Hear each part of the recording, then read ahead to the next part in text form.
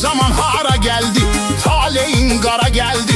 Böyük bəlaya düşdü, yolda qəzaya düşdü. Bizi yaradan şah olsun, sənə kömək Allah olsun. Şəfa yetirsin sənə, ayağa qalxasan yenə.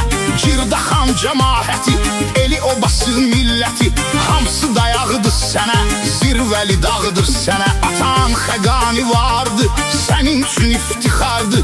Tez vaxtda, tez zamanda sağalsın övladınız. Yenə də qürur duyasınız, qürurlansın adınız.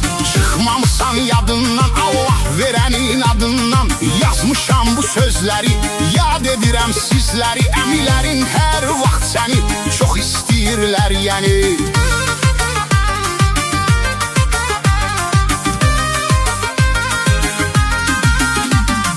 Onlar həmişə yanında, olublar ünvanında.